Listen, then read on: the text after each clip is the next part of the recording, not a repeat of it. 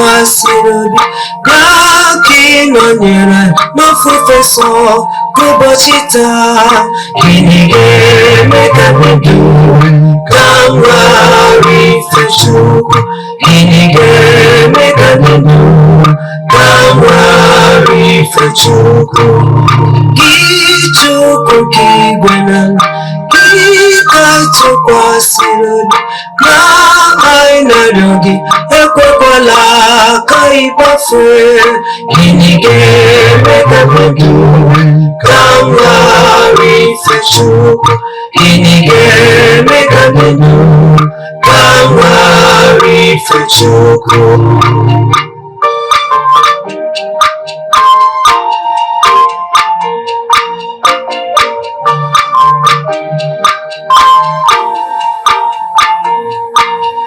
Ụmụnne m dị isi ojii ka anyị Chukwu ekele, bụ onye kwesịrị ịtụkwasị obi mgbe dum. Gịnị ga-eme ka ndụ ka m ghara ife Chukwu? Gịnị ga-eme ka ndụ ka m ghara ife Chukwu? Ụmụnne m dị isi ojii ka anyị Chukwu ekele, bụ onye kwesịrị ịtụkwasị obi mgbe dum. Gịnị ga-eme ka ndụ ka m ghara ife Chukwu? Gịnị ga-eme ka ndụ ka m ghara ife Chukwu?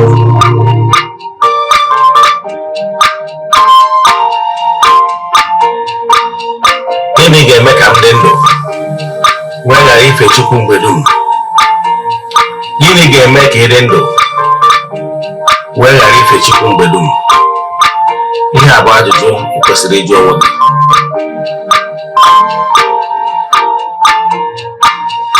Ụmụnne m dị isi ojii ka anyị Chukwu ekele, bụ onye kwesịrị ịtụkwasị obi mgbe dum. Gịnị ga-eme ka ndụ ka m ghara ife Chukwu? Gịnị ga-eme ka ndụ ka m ghara ife Chukwu? Ụmụnne m dị isi ojii ka anyị Chukwu ekele, bụ onye kwesịrị ịtụkwasị obi mgbe dum. Gịnị ga-eme ka ndụ ka m ghara ife Chukwu? Gịnị ga-eme ka ndụ ka m ghara ife Chukwu?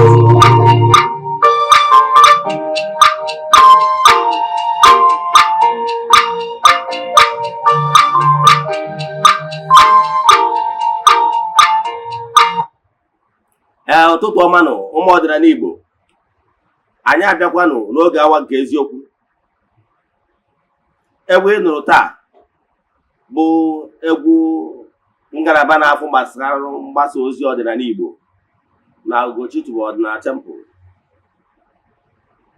We own all the exclusive rights. So ọ bụrụ na anyị chọrọ ịdaludu egwu a, jee na social media platforms, Audiomack, iTunes, and rest of them. Name them. Go there, you can download it for yourself. Nke bụ eziokwu na anyị kwadosiri ike n'ihe gbasara mgbasa ozi ọdịnala Igbo na our administration. Isiokwu anyị ji wee bịa n'ụbọchị taa bụ all you need to know about Arusi and installation. Mana before ngaba n'iru, kpọọ m Ogbuefi Eze-Ana Ugochitubelu na oraifite.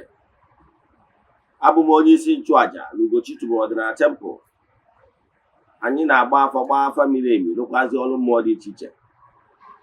Abụkwazi m onye isi nchụaja na ọdịnala restoration prayer ministry, bụrụ onye mgbasa ozi ọdịnala Igbo. So you can call me an ordinary evangelist. I will answer. My mission is to help people live better life. N'ụbọchị taa n'oge awa nke eziokwu, isiokwu anyị ji wee bịa dịka anyị si kọwaa na mbụ. All you need to know about Arusi, that is alụkwụsị.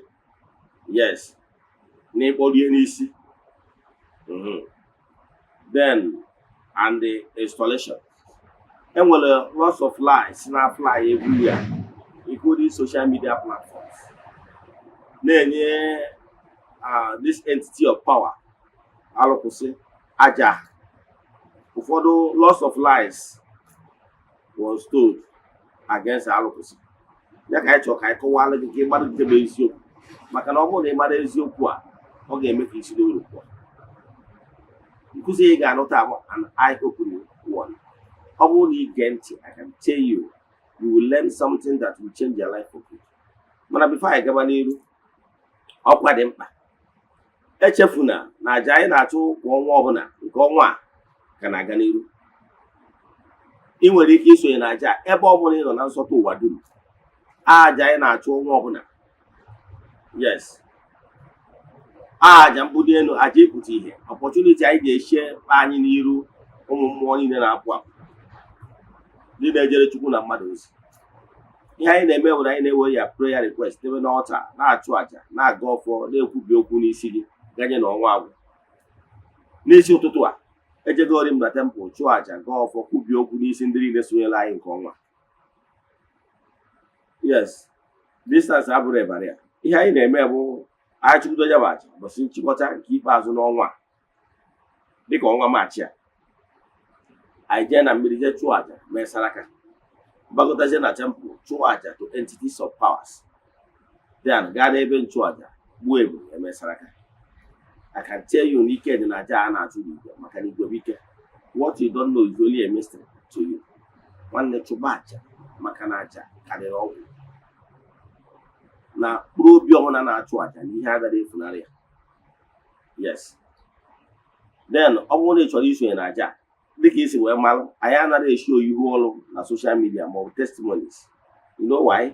Ọ dịrọ necessary. Nwere ha dị maka ebe. Mana I can tell you n'ike dị na aja a na-achụ n'igwe. Anyị malitere ịchụ aja ihe karịrị 2 years ago. Mana o nwere ndị na-esonye na aja since anyị bidoro echi date. As we speak, o nwere ndị bụ ukwu throughout 2024. Ka ha dị sure na ha skip even a single month. Maka n'ike dị na ya bụ aja. So kedu ihe m na-ekwu maka ya? Ọ bụrụ na ị chọrọ ịnwere ajụjụ na nkụzi ya anụ taa, ma ọ bụ na ị chọrọ isonye na aja nke ọnwa ma ọ bụ nke ọnwa na-abịa, ma ọ bụ na o nwere anyị chọrọ ka agbara gị afa mmiri emi, send them message na WhatsApp 0813-8243-871. I repeat, 0813-8243-871. Ma ọ bụ kana 0805-7837-672. 0805-7837-672. Then, nke ọzọ anyị chọrọ ka anyị kọwaziere gị bụ, ọ bụrụ na ị na-esonyere anyị site n'Eziokwu TV, dịka isi wee malụ, Eziokwu TV belong to the temple. Ọ ngalaba na-afụ maka mgbasa ozi ọdịnala nwe Eziokwu TV. Yes. Ọ bụrụ na ị na-esonye n'Eziokwu TV, n'ihi na anụ nkụzi anyị na-alụ kịta, mana ị chọrọ ịnụ ya ọzọ, bịa na my YouTube channel Ogbuefi Eze-Ana ugochitubelu. Ihe afịa fụkwazi over 1000 lectures n'ọdịnala Igbo. Ụfọdụ nwere ihe ọbụla ị na-anụ n'ọdịnala Igbo taa anyị ekuzikọrọ over the years. Ọ bụkwa na ị na-esonye from Eziokwu TV, o nwee Nollywood movie ọbụla ị wọchị na channel a, then jee na my YouTube channel Ogbuefi Ugochitubelu movie production, ngalaba na-afụ maka ihe ejije nke belong to the temple. Iwu wọcha ya bụ nkụzi, ya bụ video, ya bụ movie. Ọ bụ ma ọkwa na ije na Eziokwu Great Movies na YouTube, ọkwa temple wọchị ya. Ma ọ bụzie nọ Igbo movie, jee na Eziokwu TV Nollywood Movies na YouTube wọchị ya. Ka ị na-esonyere anyị na-emetụ aka na share button. Ka Chukwu Okike pụrụ ime ihe niile gozie gị ebe ọ dị ukwuu. Amaara m na ọtụtụ ndị mmadụ anaghị ala ike isi a eziokwu na-eweta ndụ. Ụfọdụ ga-afụ ya skipụo ya. Yes, maka na ọ bụrụ gossip, ọ bụrụ ebe a na-adịra gị mmadụ, ọ bụrụ ebe a na-akụtụ mmadụ, maka na anyị na-epe attention na spirituality etu o si kwesị. Yes, ka anyị gaba n'ihu na nkụzi anyị ji bịa taa. Yes, abịarọ m ka m kwulu onye ọbụla down na ndị niile kụzigolu so many things abụọ the fact gbasalụ alụsị kwụsị, alụ kwụsị and the installation. Mana achọrọ ka m correct impression, maka ihi na ekụzigo m ihe a mbụ, achọrọ ka m repeat ya again. maka na ọ bụrụ na ekwuru okwu na ya ọ bụrụ na arụ gba arụ ọ bụrụ omenala. Adị nke ọzọ ọ na-abụ a na-emetụrụ nwata awụrụ ikpe okwute a na-emetụrụ ya aka maka na awụrụ okwute yi. Yes, site na amara Chineke abụ m an authority ihe gbasara ịkụzi ọdịnala by virtue of my position. Yes, and by virtue of exposition nwegoro ihe gbasara nkụzi ọdịnala na ihe gbasara spirituality, and based on my research. Gee ntị, dịka esi malụ afọ mbụ Ogbuefi Eze-Ana ugochitubelu oraifite maka na nchiri ọzọ Eze-Ana bụ ọzọ my own clan n'echi. Now ihe chọrọ ka m kọwara gị ka ị mata ihe gbasara alụsị. Alụsị bụ entities of powers na-ejere Chukwu na mmadụ ozi. Akụwago m etu the hierarchy si wee dị, kọwara gị na-enwelu layer by layer of powers, wee gwa gị na Chukwu okike kepụrụ ime ihe niile nyanwa nwa ụwa. O nwere ike ọbụla ya na Chukwu okike kepụrụ ime ihe niile na-ama aka. Nyanwa bụ the unmovable mover. Ike niile si n'aka ya bịa. Ọ nyanwa bụ Chukwu okike nke kere ụwa niile. Yes, mana ọ dị mwute na-enwere okpukpere dị iche iche. Ụfọdụ na some of their members nọ na social media platforms na-akụzi so many things, mana nke bụ eziokwu bụ na nkụzi ha ọ bụ ha bụ ndị a kpọrọ atheist, ndị bụ na ha ekwenyere na Chukwu dị. Ha ekwenyere na Chukwu dị. Ihe ha kwenyere na ya bụ na ihe na-anọkọta mere onwe ya n'oge. Ọtụtụ ndị na-eto anwa nọkwa na social media platforms na-akụzi. Ị na-eso ha, ị na-eche na ị na-eso onye ọdụ, mana nke bụ eziokwu bụ na their true color ha abụrụ ndị ọdụ. Ị ga-esi na their utterances na ụfọdụ ihe ha na-akụzi wee doo gị anya na ha ekwenyere na-enwere spirituality na okpukpere ede. So gị nwa na-agba ọkụkọ na-akpa nri anya ufe akụkwana gị anọ na world of social media. So ọtụtụ ndị mmadụ nwere ike ịbịa kụzi so many things abụrụ ọdịnala Igbo. So you must have spirit of discernment ka ị wee nwee ike wee yọchaa wee nwa mmadụ nke ị ga-ekwenye. Enwere ọtụtụ asị asịrị wee sigide ọdịnala Igbo, ya ka m chọrọ ka m kọrechịala gị, maka na onye amara ebe esi nye ozu nwere ike ochie ebu ebusi ebe sọrọ ya bụ. Ụfọdụ n'ime ha adịkwa eme out of na intentionally, mana ha na-eme dị etu ha si madebe. Ya ka m chọrọ ka m kọrechịa that impression. So ọ bụrụ na onye ọbụla ị na-eso strong ga-eso na onye ọbụla, mana onye ọbụla ị na-eso ọ na-ekwu okwu ị na-adigest mana nke ihe were mana nke ị ga-ahapụ. Gịnị ka m na-achịkọwa? Ka achọrọ ka m kọwagoro ihe gbasara alụsị ka ị nwee ike ghọta alụsị ọfụma, mmadụ etu alụsị si alụ ọrụ ka ị wee mmadụ nke bụ ezie. Alụsị na ịkpọrọ ya n'isi, alụsị bụ okwu akọtụrụ akọtụ. Yes, ọnụ ka onye apụtalụ kpaa afọ ya nke maọbụ nke iru akpọruru afọ a n'isi.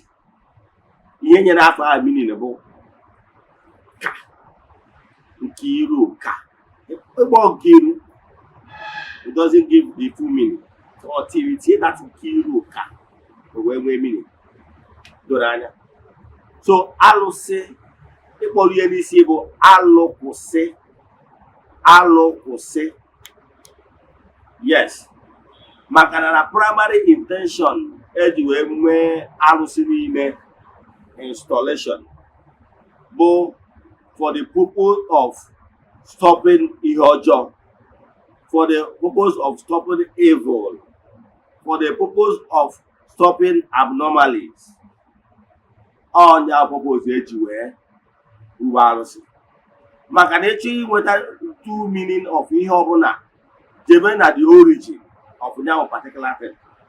So alụkwụsị bụ entity of power agbọtụ ka o wee binye n'etiti ndị mmadụ maka ọdịmma mmadụ, nature very so So achọrọ m ka nkọwalụ gị ihe bụ alụsị. Mma akọwa ya n'ụzọ na-abụ. Alụsị bụ an altar, a dwelling place of ụmụ mmụọ ndị na-ejere Chukwu na mmadụ ozi. Ọ tụrụ alụsị ka Chukwu okike pụrụ ime ihe niile ji communicate to his people. Ọ gwatụrụ ya alụsị ka Chukwu okike ji agwa ndị nke okwu. Is a medium where God communicates to his people. Agwara m ụnụ na o nwere anya ọbụla ga-afụ Chukwu okike ga-eguzonụ. You know why? Maka na Chukwu okike bụ from different origin beyond human comprehension. That's the origin of God Almighty, the unmovable mover, is divinity, is divine. So his origin is beyond human comprehension. So mmadụ enwere ike ịghọta ụdị Chukwu dị. Ọnya kpatara na agha agwa na Chukwu enwere any shape or form.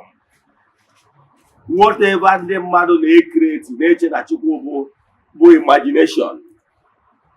Enwere ike asị na Chineke bụ anya n'elu ụwa. Some artists make a picture of a big eye. Ma ọ bụ na asị na Chukwu okike bụ internal father, nna dị ebe ebe.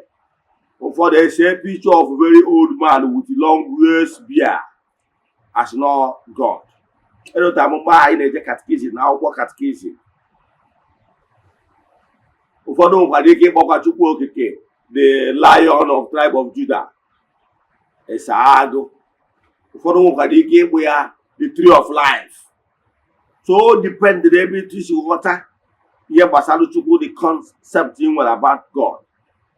Then some of these artists make a picture based on their concept about God.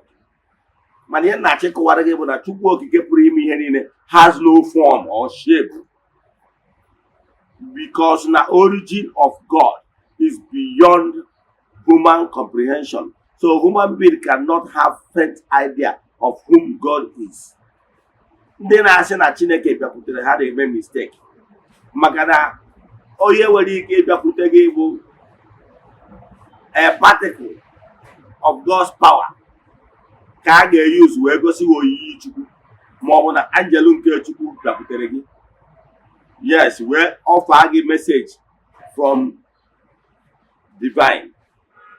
Mana gị nwere onwe gị i-witness divine presence is not possible as a human being, because you cannot withstand the vibration, the power and the radiation from the luminous heart. Yes, also maka na origin of every human being is spirituality, and the spiritual realm they are very far from the throne of grace, the divine throne. So one of them with different idea of whom God is. Well, ma atụbọsị na-akọwalụ ndị mmadụ gbasara divinity. Wee sị ihe dị chọọ ka digress here little ka iwe nwee ike wee ghọta ka wee lay the foundation ihe chọrọ ịkọwara gị. Ihe o ji abụ na-akọwa nkọwa use simplest method is for you to learn it very well. Wee ma alụ ga-atụ so na o nwere ihe a na-akpọ power source na NEPA line. O nwere ihe a na-akpọ power source. That power source bụ that gigantic pole ị na-afụ na-adị very massive and huge. Ị na-afụ n'ime ịkpa for ime desert. Ị na-afụ ị na-eme travel n'isi Anambra na-eje Abuja ma ọ ịnọkọta ịfụ that gigantic pole inside forest. Ọ bụ ị na-afụ ya. Ya ka a na-akpọ power source. Nobody can near power source without collateral damage. You cannot even tap from the power source. Yes. Atom can do at least something where Malo at onye Chukwu bụ so swanwa. Ebe ọ na-ejebe direct bụ na the closest power station. Ọ bụ na ọkụ si na that power source anwa, ọkụ si na like say Kaidi Jan, yes, ọkụ si na maọbụ ọkụ si na dam maọbụ ọkụ si na turbines si na power generating plant ọka ji dam, yes, ọkụ si ebe anwa banye na that power source, ebe ọkụ a na-ataminate na gas straight bụ the nearest power station of NEPA, that is ndị na-afụ maka electricity.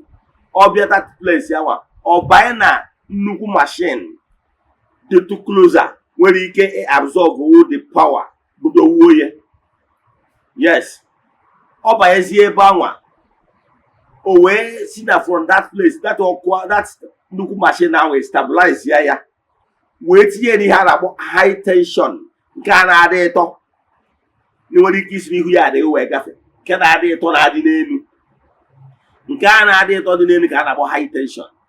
Nke anwa dị ịtọ anwa nwere ike ọ bụrụ ọgatụ 33 kVA or 15 kVA, mana that ọkụ anwa dị very high. You cannot tap ọkụ from that place to your home. Ime ya ga-enwe disaster because o nwere appliances ị nwere na be gị ga-accommodate where wee direct wee etu ọ ga-esi wee nwee ike ịgara to your appliances. So once you tamper it, a ga-enwe damage. Ịghọtara ya? So mana ọkụ ga-esi na that one high tension a wee baa na transformer. Transformer ekuluo ya transformer ekuluo ya bit. Transformer wee nwee ike wee wepụ ya out through nke a na-akpọ low tension. That one na-adị 4 na-adị line etu a na-aga n'ihu ya adịghị. Oge ahụ o butubie to level ị nwere ike ịtapụzi ọkụ from there to your household. O nwere ihe ịghọta. Ihe m na-achọ ịkọwara gị bụ na Chukwu okike pụrụ ime ihe niile ama esiwune na through his throne wee communicate to mmadụ direct, maka na mmadụ ama withstand the will. So enwere entities of powers, enwere the primordial throne, enwere the elders, enwere the spiritual throne, then enwere the animastics and wee gbaratazie. So mana ihe na-achọ ịkọwara gị bụ na alụkwụsị bụ higher entity akpọtụrụ n'ike Chukwu o wee biri n'etiti ndị ya. Ihe ga-eme ka ị nweta different idea na ọ dị possible mmadụ ịkpọtụ mmụọ.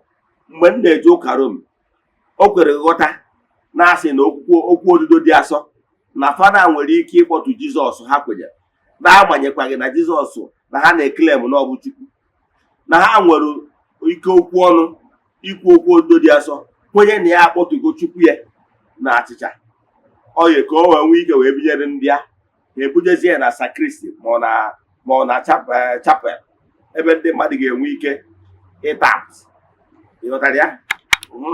Etu anwa ka Igbo spirituality from onset ji wee nwee nghọta na Chukwu okike pụrụ ime ihe niile cannot communicate direct to us, we human being. We can withstand it.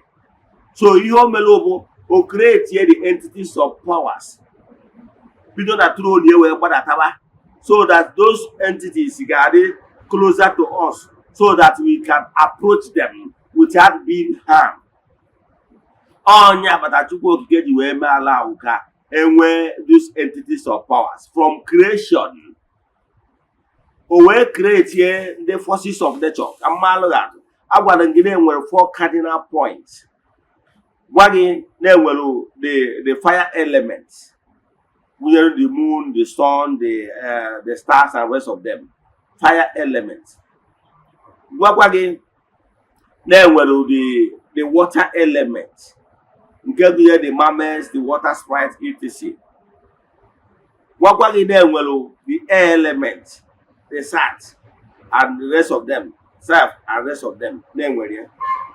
Gbadatama wee gwa gị na-enwere land element, nke gụnyere the domes, ndị na-egwuru ala na-egwuru rock, na-enwekwa the earths, ndị na-ebi n'ukwu osisi.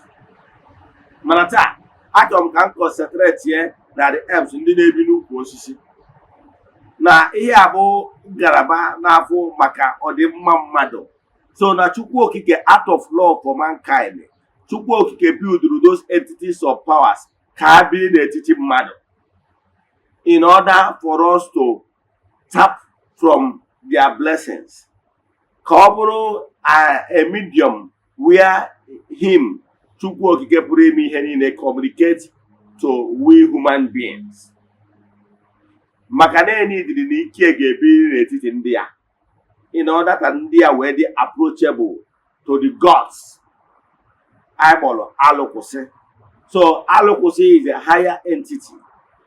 Even before human beings ebido site n'ike enyere mmadụ to rule, to dominate, to oversee, ka ha wee nwee ike na-agba ụkọ n'etiti ụmụ mmụọ ndị a ya na etiti ndị mmadụ in general. Mana ụfọdụ ihe ndị mmadụ aghọtara maka ọ na-agba ekwu alụsị, ndị mmadụ adịghị aghọta alụsị ọfụma. Ụfọdụ ndị mmadụ ji na-asị na alụsị na-eji mmadụ wee hibe alụsị. Ụfọdụ aghọtara ọnya ka nchọ ka nkọwa, mana ọ bụ asị. Enwere any phantom truth dị na those lies.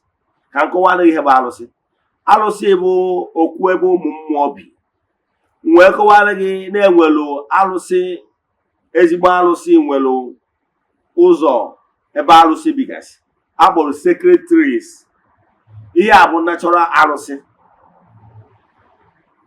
Yes, enwekwara alụsị ndị nwere mmiri dịka ụlas. Mana mma akọwala conjunction jikọrọ dozie alụsị ndị nwere mmiri na mmiri n'onwe ya.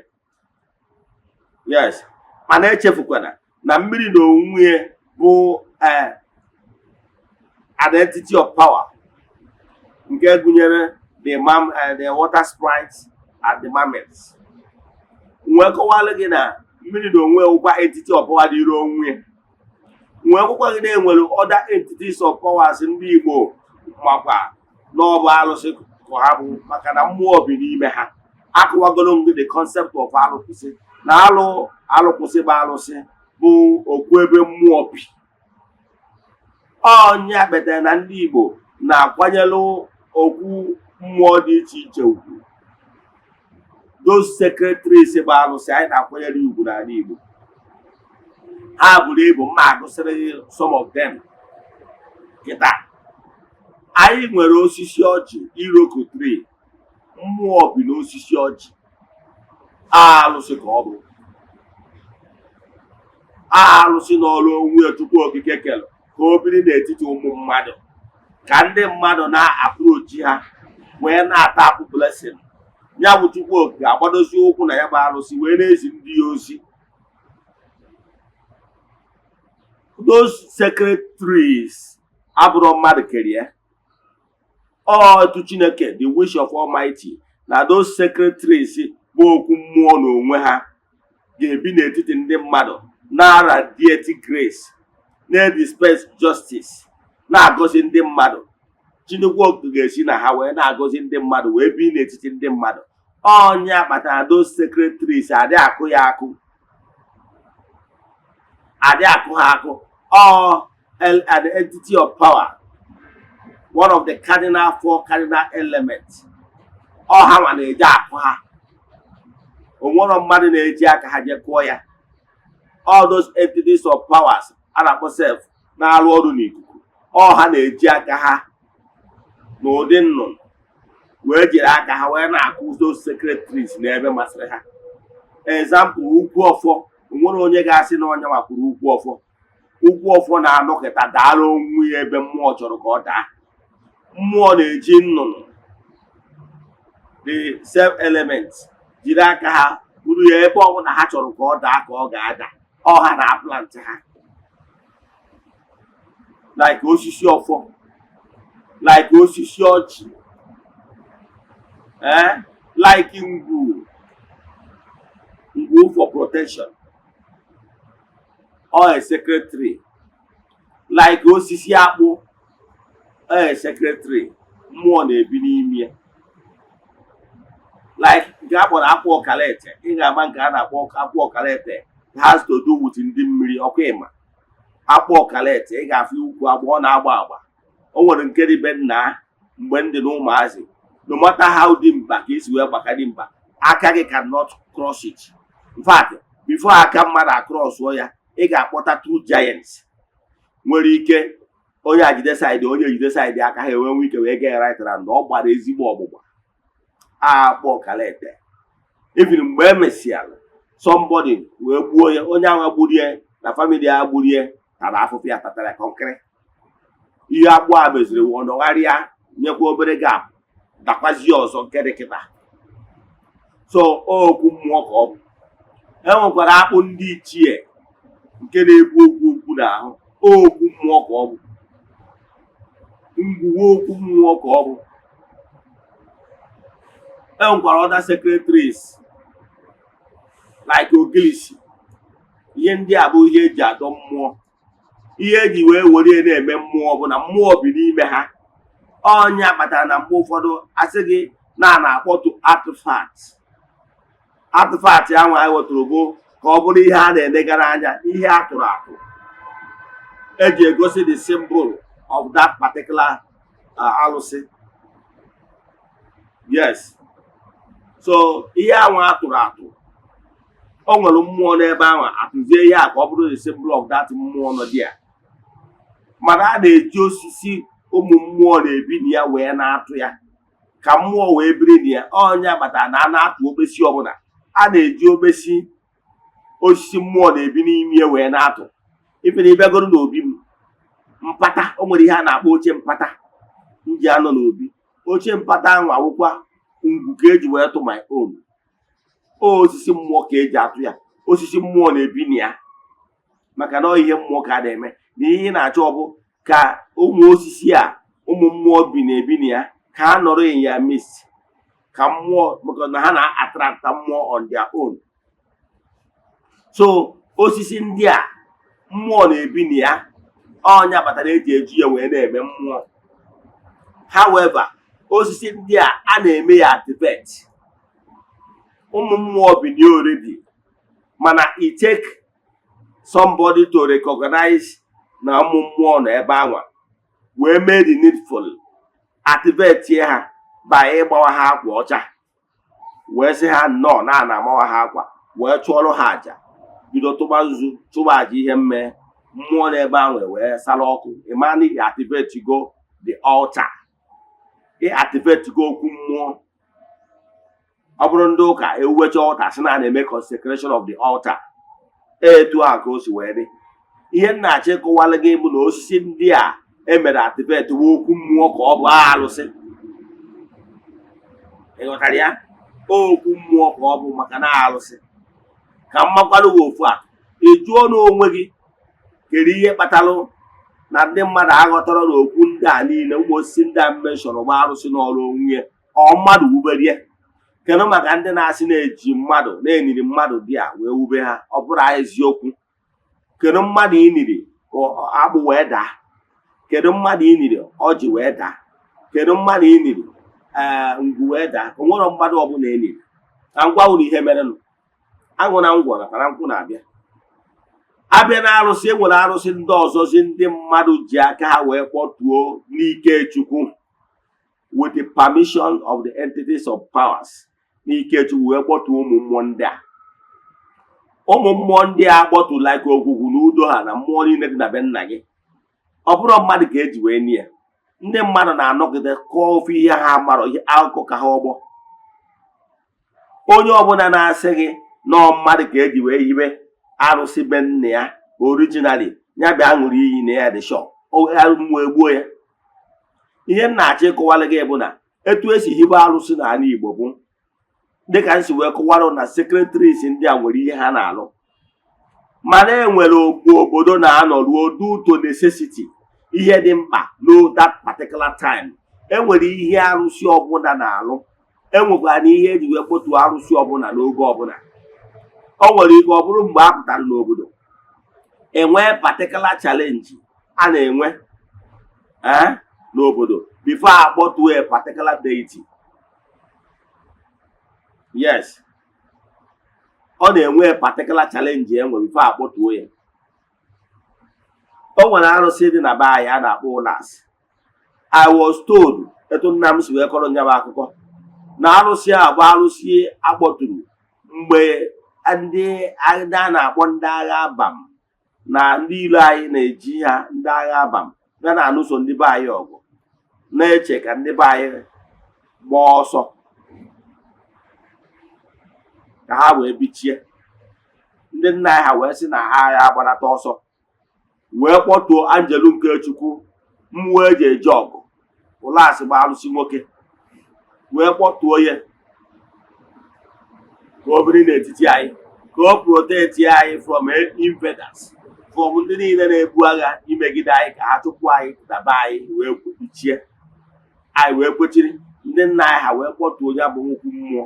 Etu esi akpọta okwu mmụọ bụ na elders, ndị okenye si na patikula ọnụkụ, ndị bụ na ọha nwa butere ọfọ, ndị na ọ bụ na ọha nwa jikọrọ aka ọnụ wee kpọtuo ya bụ mmụọ wee tiri ya ọfọ na-etu a ka ọ ga-esi dị. Ọha nwa n'ime ndị a ka esi enwe n'ọnụkụ anwa bụ ndị na-efe ya bụ mmụọ. Ka mmadụ arụsị ha na-akpọ ụlọ asị na-abụ my own clan na-abụ chief priest ya, nwere anybody from a different clan. The entire village buru ibu, mana my own clan bụ ọnụkụ na-enye ya bụ arụsị nri na-abụ aka ji ọfọ, mana obodo nwunye, mana ọ my own clan na-enye nri. Ihe ọ pụtara bụ na ndị hibere ya bụ mmụọ si from my own clan na ọha ga na-abụ aka ji ọfọ maka ya bụ mmụọ ehibere n'afọ obodo dum.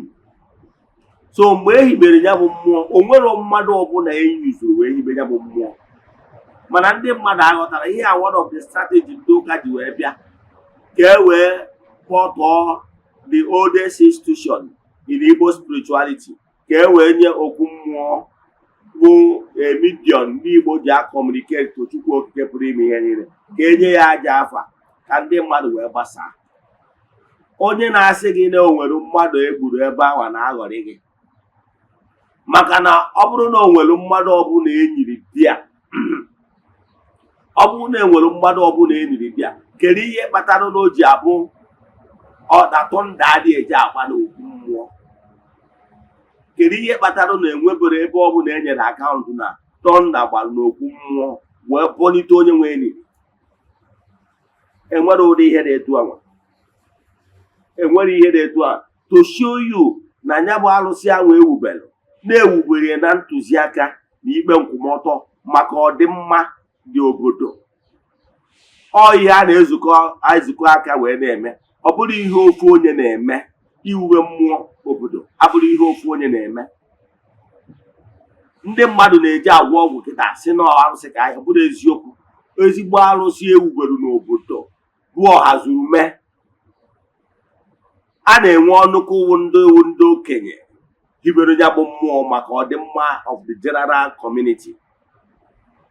Ọ bụrụ na ọ bụ ihe ọjọọ na-eji mmadụ wee nye, ị ga na-enwe kesis ọgwụ ya tọnda jere wee je ezumuo ya, mana enwere ebe e nwere kesi na tọnda ji egba n'okwu mmụọ.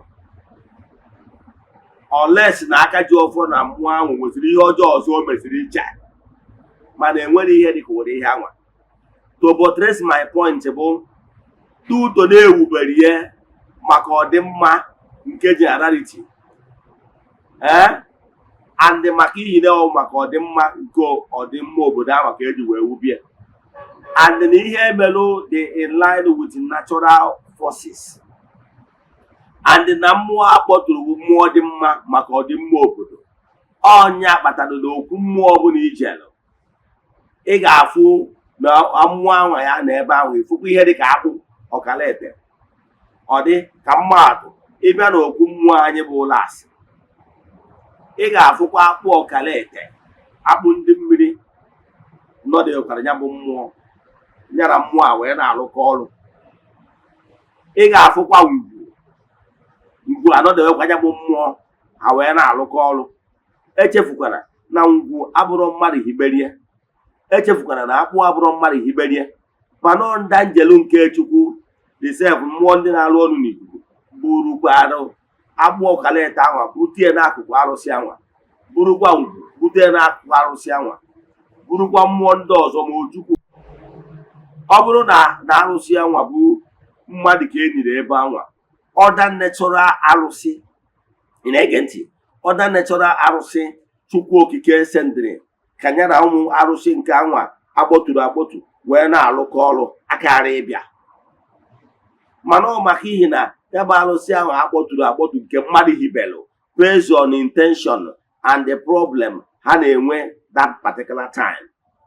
Agwara m gị na ụlọ asị a na-ehibere ya maka ihi ọgụ ndị a na-abịa anụso ndị be anyị. Ndị be anyị wee bekuo kpọkwuru aha Chukwu okike wee kpọtuo mmụọ anwa a na-akpọ ụlasị kpọtuo ya ka ọ bụrụ mmụọ na-eje ọgụ. Agwara m gị na arụsị ọbụla nwere ebe esi kpọtu ya. Na-abịa na ndị anjelu nke Chukwu na-ejere Chukwu na mmadụ ozi dịka ndị ụka si gwa gị ka m were ya wee marụ gị atụ. Ndị ụka gwara na-enwere 9 choirs of angel, ọkwa eziokwu.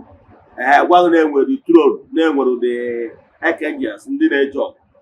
Yes, ọ na the same throne anwa ndị anjelu nke Chukwu ndị na-eje ọgụ ndị nna anyị ha chịkwa wee kpọtuo mmụọ a na-eje ọgụ a na-akpọ ụlasị, o wee biri n'etiti ndị ya ka o wee na-eprotect ụmụ Chukwu.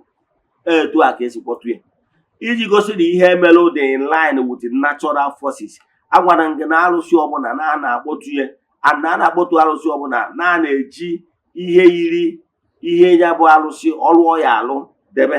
Example, ebe a na-akpọtụ gods of iron, ị ga-afụ ihe dịka iron dị ya.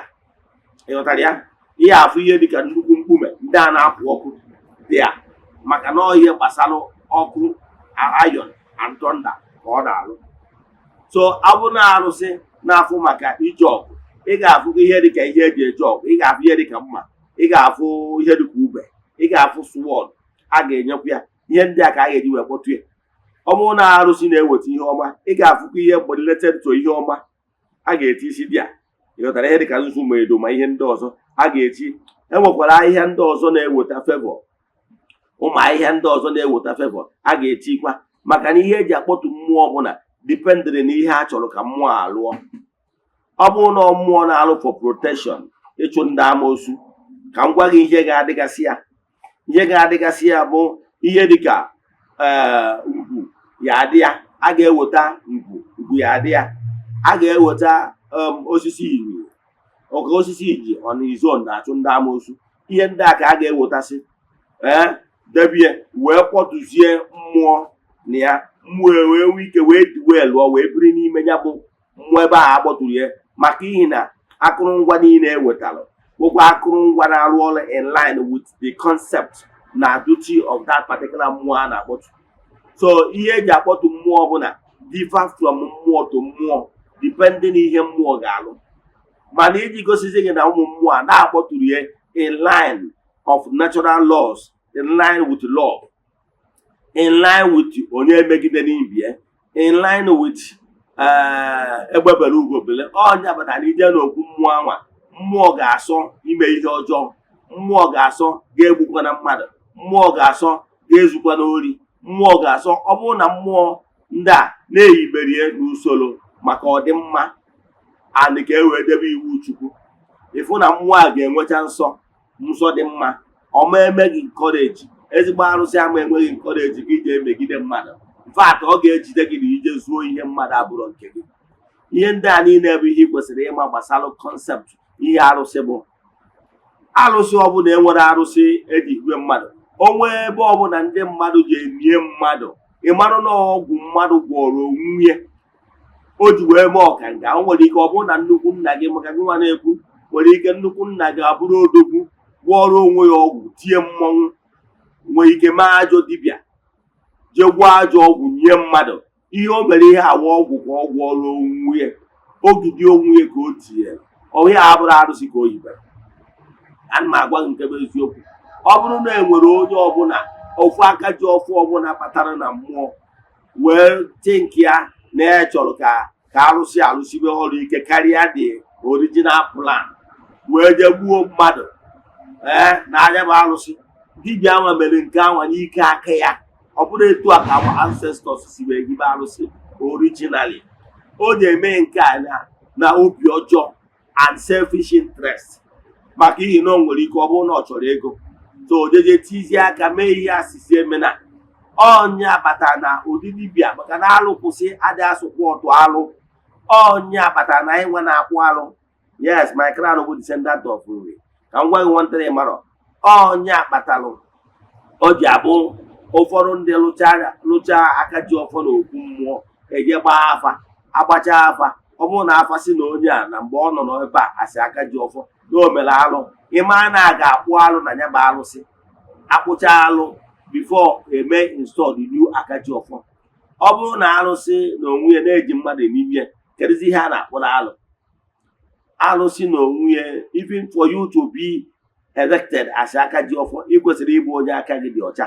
So onwere mgbe iyi ewere ihe ọjọọ onwere ọnwụ na arụsị na-ehibere ewuti mmadụ ọma na-asọ ga-egbu na mmadụ aka gị dị ọcha. So arụsị originally ehibere arụsị n'aka kwụ ọtọ and ọ maka na ehibere n'aka kwụ ọtọ kpatara na other entities of powers will be joining that arụsị kpatara na ije n'okwu mmụọ like say na ije n'okwu edo kịta ị ga-afụkwa ngwu n'akụkụ ya ị ga-afụkwa other entities ihe eji aka ha bịa ka ha nọnyere ka ha na-edolụkọ ọrụ. Hapụ akụkọ ịkọja ụfọdụ ndị mmadụ ga-akọsụ na-enyi na onye nwa na-enyi na onye nwa. Ihe niile abụ akụkọ ndị ụka, akụkọ ndị katikizim, akụkọ ndị nkụzi ụka fọmuletịrị kọọrọ ụmụazị na-abịa katikizim mgbe ndị ụka butere nkụzi ndị ụka wee were wee pentie ihe abụ allegorical story wee were wee pentie okwu mmụọ black so that ụmụazị ọ ga-abụzi nne gị na-akpọ gị maọbụ nna gị na-akpọ gị sị gị nna m nwa m kwado n'ụlọ asị na-eri ji esetụfie akpa na maka n'ihi na onye nkụzi ụka ahụ ije kọtụọ ụlọ asị mgbe i jere nkụzi n'ụlọ ụka.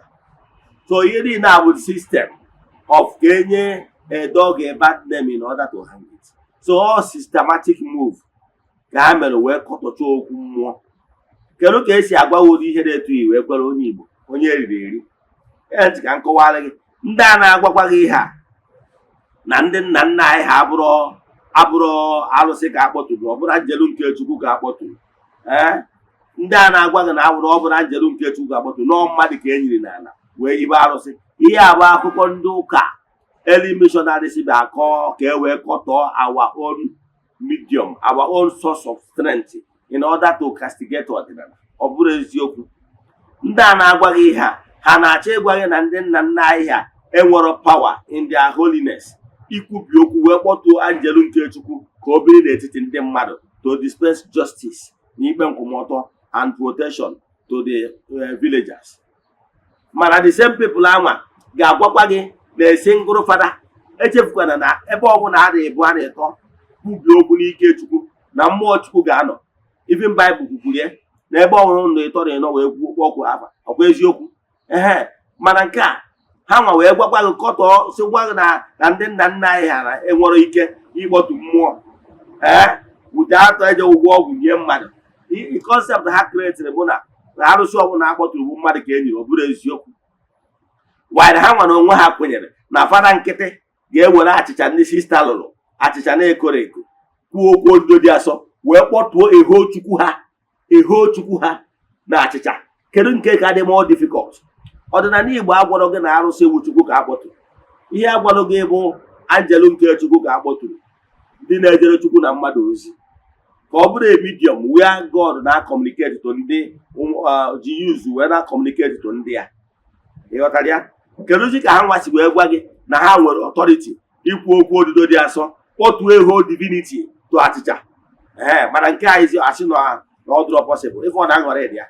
Nke ọdọ nchọ ka m kwuo bifo nchịkọ bụ na ihe ọzọ ya amazi bụ na eziokwu adịrọ na ya. Yes, eziokwu adịrọ na ya. Okwu mmụọ ọ bụrụ na ije kama na ọ dị ka nkụzi ara ya continue part 2 ya echi niile ka anyị kwụsị ya ebe a ka m kọwaziere gị na part 2 ya kọwaziere gị ọ bụrụ na ije ikwu nne gị chọọ ka enye gị arụsị ikwu nne gị ọ bụrụ mmadụ ka a na-enye gị ọ bụrụgoro sa aja nkịtị ka a chụrụ n'okwu mmụọ anye gị arụsị ka iji. Ịghọtara ya? O nwere ihe dị ka mmadụ akpọtụ ibe na tempụl anyị nwere arụsị dị iche iche na tempụl enwero mmadụ ọbụla enyere ebe anwa onwero mmadụ ọbụla dị involved na ya onwere ọkpasị onye mmadụ ọbụla dị involved na ya igosi gị na ụdị ihe niile a ndị mmadụ na-agwa gị na-enyere mmadụ na ihe niile abụ asị kama na o nwere dark era dịka ọchịchọ ebe ọhịa ọbụla mere mmadụ involved na-enwe dark era. N'oge ndị ụka nwere oge Emperor Constantine gbusiri ndị mmadụ yes na that era nwekwara ụfọdụ ndị mmadụ n'ụdị ka e wee mee mpompo ka e wee bilọngụ ka e wee bụrụ odogwu ji gwa ajọ ọgwụ gwa ajọ ibubo nye mmadụ ka o wee mee ọkanga. Nke a bụ ụgwọ ọ gwọrọ onwe ya individually, ọ bụrụ onye nwa bụ arụsị. Yes, ka m kwụsị ebe a. Echi niile cherekwa for part 2 ka anyị gbalie ya tụsa ya atụsa ka ị wee ghọta ihe bụ arụsị, ihe niile ị kwesịrị ịma ya na ịchịkọta ya nọ na ihe arụsị installation is all about. Ka anyị kwụsị ebe a, cherekwa anyị n'echi niile n'oge awa nke eziokwu. N'aha Chukwu Okike nke pụrụ ime ihe niile, ekwuo m okwu ngọzi n'isi ndị niile sonyere anyị n'oge awa. A sị na ọmaka ya emela ụnụ na ụnụ ga-ejere obodo na ụnụ ga-anara obodo na kakaka ya ama ụnụ. N'aha Chukwu Okike nke pụrụ ime ihe niile. Ọ bụrụ na ị nwere ajụjụ ị nwere na nkụzi ma ọ na ịchọ ka agbara gị afa biri ebi n'anya na skrin gị na ọ bụrụ na ị na-eso m n'Eziokwu TV ma ọ bụ na YouTube, mana ọ bụrụ na Facebook 0800813824371 ma ọ kwanụ 08057837672. Ndị niile nwere ajụjụ anyị ga-afụcha ajụjụ ụnụ echi niile, anyị ga-aza ya nwa ajụjụ na agba nke abụọ ya ka ọ dịkwa echi niile n'oge awa nke eziokwu.